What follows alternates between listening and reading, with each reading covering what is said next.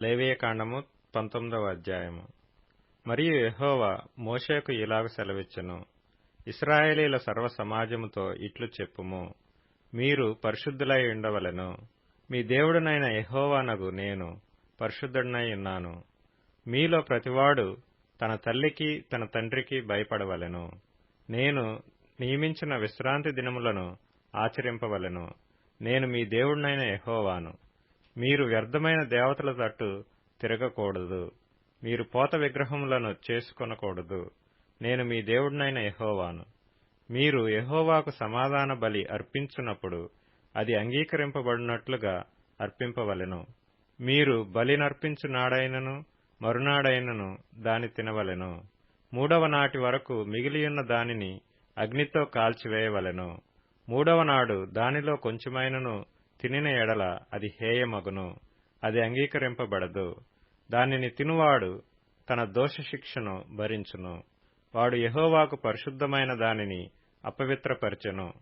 వాడు ప్రజలలో నుండి కొట్టివేయబడును.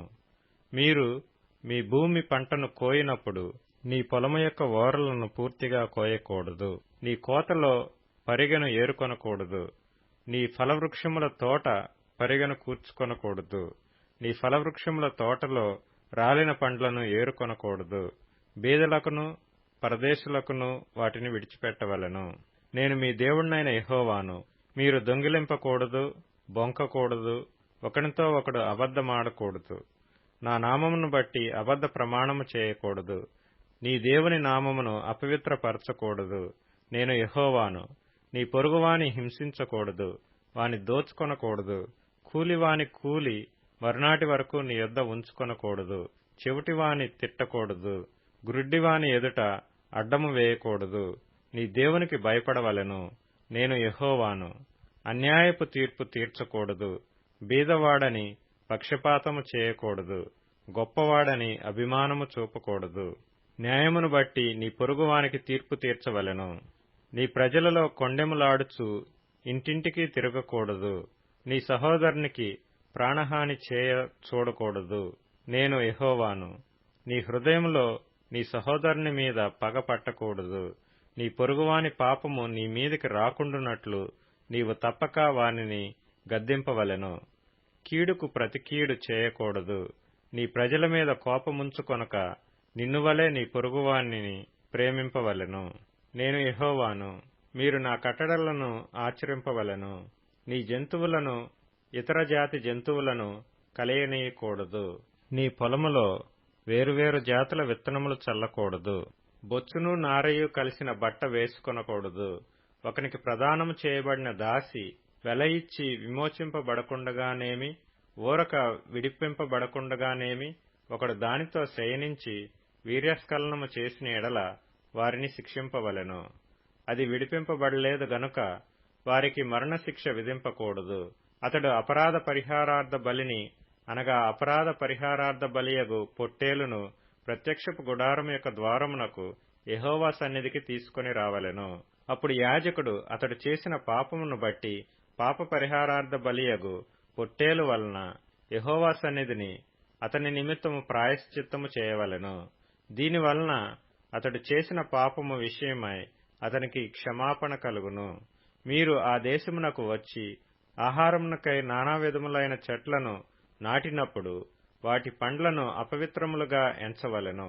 వాటి కాపు మీకు ఎక్కువగా ఉండునట్లు అవి 3 సంవత్సరముల వరకు మీకు అపవిత్రములుగా ఉండవలెను. వాటిని తినకూడదు. 4వ సంవత్సరమున వాటి ఫలములన్నీయు యెహోవాకు ప్రతిష్ఠితమైన స్తుతియాగ ద్రవ్యములగును. 5వ సంవత్సరమున వాటి ఫలములను తినవచ్చును. నేను మీ దేవుడినైన యెహోవాను. రక్తము కూడినదేదియూ తినకూడదు. శకునములు చూడకూడదు.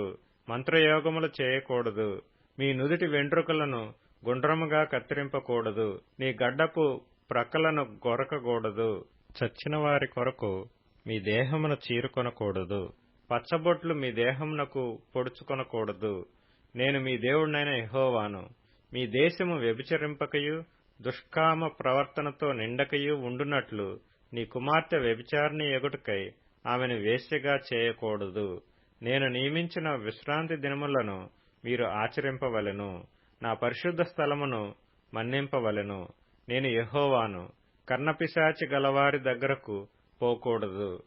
సోదెగాండ్రను వెదికి వారి వలన అపవిత్రత కలగజేసుకొనకూడదు. నేను మీ దేవుడినైన యెహోవాను. తల నెరసిన వాని ఎదుట లేచి ముసలివాని ముఖమును గనపరచి నీ దేవునికి భయపడవలెను. నేను యెహోవాను. మీ దేశమందు పరదేశి నీ మధ్య నివసించున్నప్పుడు వానిని బాధింపకూడదు. మీ మధ్య నివసించు పరదేశిని మీలో పుట్టిన వాని వలె ఎంచవలెను. నిన్ను వలె వానిని ప్రేమింపవలెను. ఐగుప్తు దేశములో మీరు పరదేశులై ఇంటిరి. నేను మీ దేవుడినైన యెహోవాను. తీర్పు తీర్చునప్పుడు కొలతలో గాని తూనికలో గాని పరిమాణములో గాని మీరు అన్యాయము చేయకూడదు. న్యాయమైన త్రాసులు, న్యాయమైన గుండ్లు, న్యాయమైన తూము, న్యాయమైన పడి మీకుండవలెను. నేను ఐగుప్తు దేశములో నుండి మిమ్మును రప్పించిన మీ దేవుడినైన యెహోవాను. కాగా మీరు నా కట్టడలన్నిటినీ నా విధులన్నిటినీ అనుసరించి నడుచుకొనవలెను. నేను యెహోవాను.